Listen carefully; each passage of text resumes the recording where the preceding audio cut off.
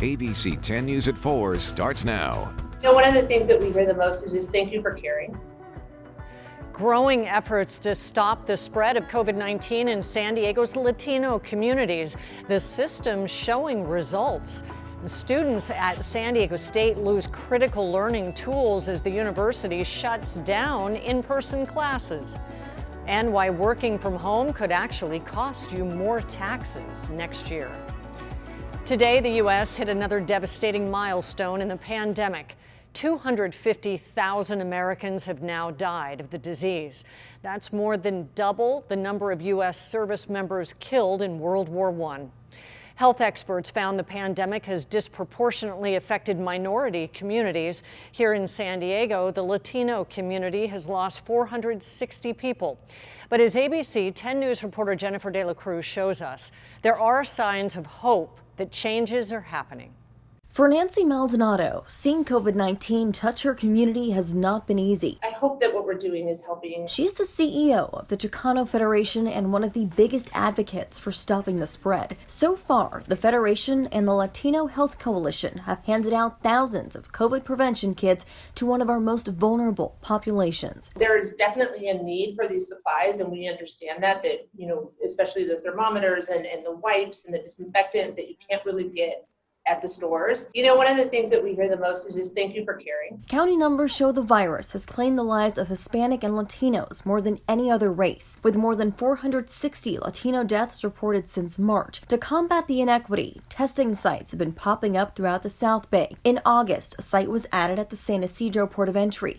In September, the Chula Vista Elementary School District approved on-site testing for families and staff. It's really encouraging folks to go get tested. What we would love to see is to be able to normalize testing among our community and know that it's nothing that people should be ashamed of or embarrassed of, that it is something that all of us should be doing regularly. With the holidays approaching and cases on the rise, she's hoping their efforts will continue to make a huge difference. But it's also about protecting our small businesses and making sure that they can stay open and making sure that collectively we're all doing our part to get out of this purple tier and to really fight off this virus. Jennifer De La Cruz, ABC 10 News. The Chicano Federation is handing out more supplies and turkeys for families on Tuesday.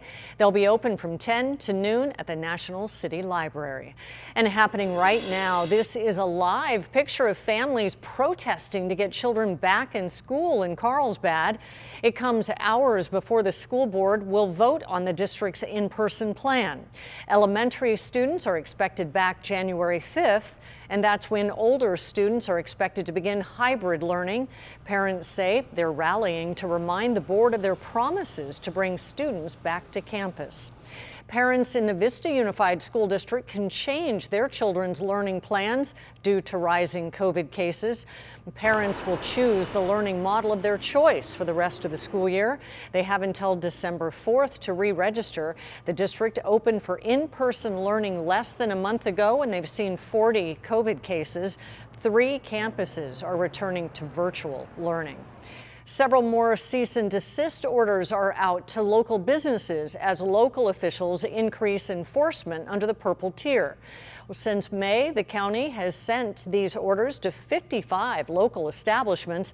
This week alone accounts for 33 of those. The orders put owners on notice. They must make changes or face a possible closure.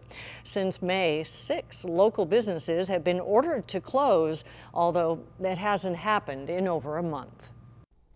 Pfizer says it hopes to apply for emergency use authorization for its COVID-19 vaccine within days. This comes after the company released a final analysis of its vaccine today showing it's 95% effective. Its initial analysis released last week showed the vaccine was 90% effective. The company says there have been no serious side effects. About 4% of participants experienced fatigue, 2% had a headache. A Black doctors group is making sure the Black community in particular can trust a COVID vaccine once it does get emergency use authorization from the FDA. We're already suffering more than other communities, and we would hate to see that suffering gap widen because members of our community did not elect to receive a vaccine that could have prevented kidney disease, prevented lung damage, from COVID-19. The National Medical Association's task force has been doing its own independent vetting of a COVID vaccine. It's had 2 meetings already with Pfizer and has another one planned. It also met with Moderna and AstraZeneca.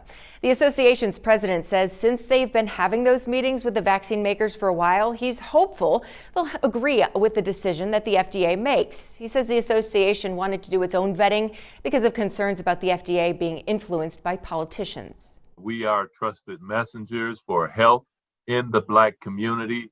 That's where we live, that's where we work, and we already have those established relationships.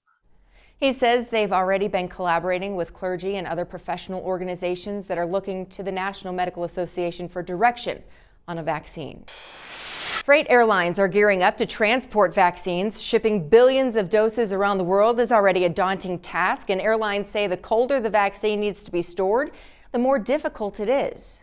The temperature, minus 70 degrees, is really a challenge because we have to use dry ice in the bunker. We for sure need dry ice within the compartments. The dry ice emits a lot of CO2 gas, and that can be dangerous for flight crews inside the plane. So each cargo flight can only carry a limited amount of containers. Still, at least one German airline says it's ready once a vaccine is approved. San Diego State hopes to switch to full-time online learning by next week.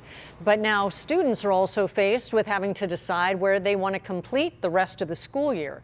ABC 10 News reporter Marie Cornell spoke to one student about how these changes are affecting him. San Diego State University wants all of their classes to be held virtually by November 25th. Though they haven't seen an increase in COVID-19 cases on campus, they are concerned about the surge of cases in the county and in the state.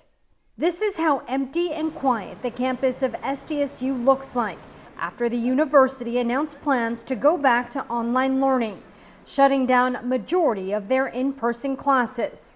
Student T.U. says this now puts him in a bind as he needs lab experience. My research depends on real in-person research.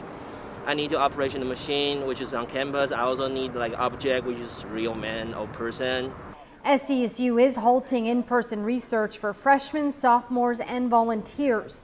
But those who have timely graduation requirements may continue with in-person work on approved critical research projects. I may switch to like a comprehensive class, means I just take a lecture, I don't take any research, which will affect my graduation because I'm a graduate student, I need some research background, and if I don't have any research background, it's hard for me to find a job or got my PhD like an offer. SDSU is also asking students that will be returning to campus after Thanksgiving break to get a COVID-19 test weekly. That's different from the previous requirement of every 2 weeks. Reporting from home, Marie Cornell, ABC 10 News.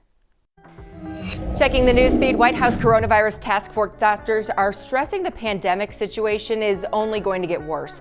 They say we could see an average of 1,500 deaths a day next week and up to 2,000 a day by Christmas if things don't change. A federal judge is ordering the Trump administration to stop expelling immigrant children who cross the southern border alone. This stops a policy that resulted in thousands of deportations during the pandemic. At least 8,800 children have been expelled since March. Soon, you could be able to take a COVID-19 test at home. The FDA has authorized a self-administered test that gives you results in hours. Right now, you need a prescription for it, but it's said to be widely available by next year.